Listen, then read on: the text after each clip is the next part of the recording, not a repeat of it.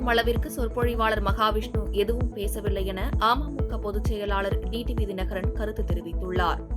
புதுக்கோட்டையில் தொழிலதிபர் ராமச்சந்திரன் இல்ல திருமண நிச்சயதார்த்த விழாவில் கலந்து கொள்ள வந்த அம்மா மக்கள் முன்னேற்றக் கழக பொதுச் செயலாளர் டிடிவி தினகரன் செய்தியாளர்களை சந்தித்தார். அப்போது பேசிய அவர், சொற்பொழிவாளர் மகாவிஷ்ணு பேசியது குறித்து வீடியோ பார்த்தேன் என்றும் கைது செய்யும் அளவிற்கு அதில் எதுவும் அவர் பேசவில்லை என்றும் கருத்து தெரிவித்தார். மேலும் தொடர்ந்து பேசிய அவர், எடப்பாடி பழனிசாமி இருக்கும் வரை அதிமுக ஒன்று சேர்வதற்கு உண்டான வாய்ப்பு இல்லை என்றும் 2026ஆம் ஆண்டு தேர்தலுக்கு பிறகு அதிமுகவிற்கு மூடு விழா எடப்பாடி பழனிசாமி நடத்திவிடுவார் என்றும் விமர்சித்து பேசினார். பழனிசாமிங்கிற ஒரு சுயநல மனிதர் இருக்கிற வரைக்கும் அம்மாவின் தொண்டர்களை அவர் ஒன்று சேர விடமாட்டாருங்கிறது தான் என்னுடைய கருத்து.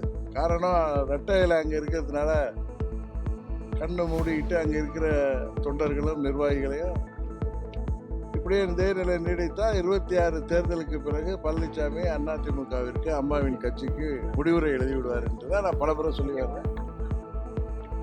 அங்கு உள்ள தொண்டர்களும் நிர்வாகிகளும் என்ன செய்யறாங்க, வெளுத்துக் கொள்கிறார்கள். வேலுமணி உள்ளிட்ட 6 பேர் மறுபடியும் மீண்டும் ஒன்று சேர்ந்து பொறுப்படுத்திருக்கிறதா ஏற்கனவே தகவல் வந்துட்டு இருக்கு. அவங்க யாராவது உங்கள்கிட்ட பேசினாங்களா? அது இணைப்புக்கான முயற்சி நம்ம வந்து எடுத்துக்கிறோம். யூகங்களுக்கெல்லாம் நான் பதில் சொல்ல முடியாது.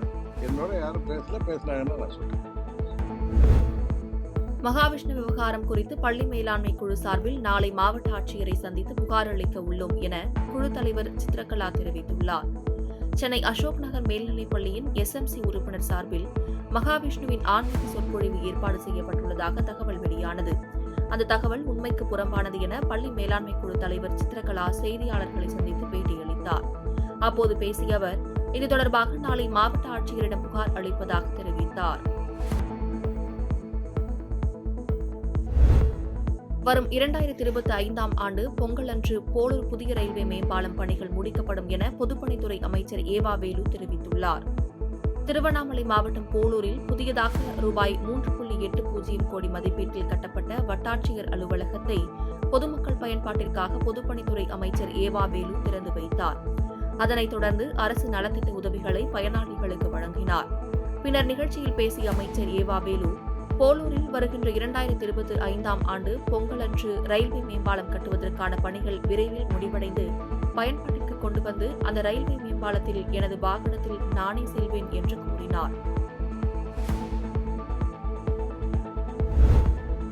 குன்றத்தூரில் ஆந்திராவிலிருந்து கடத்தி வரப்பட்ட 145 செல்போன்களை பறிமுதல் செய்த போலீசார் 3 பேரை கைது செய்துள்ளனர்.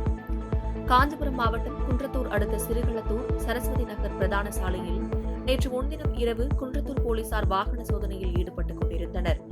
அப்போது அந்த வழியாக வந்த இருசக்கர வாகனத்தை போலீசார் மடக்கி விசாரித்தபோது வாகனத்தில் வந்த 3 பேர் முன்னுக்கு பின் முரணாக பதிலளித்தனர்.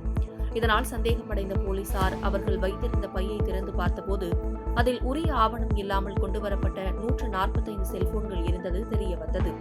இதையடுத்து 3 பேரையும் போலீசார் பிடித்து விசாரணை நடத்தியதில் ஆந்திரா, கர்நாடகா உள்ளிட்ட மாநிலங்களில் இருந்து கடத்தி வரப்பட்டது என்று தெரியவந்தது.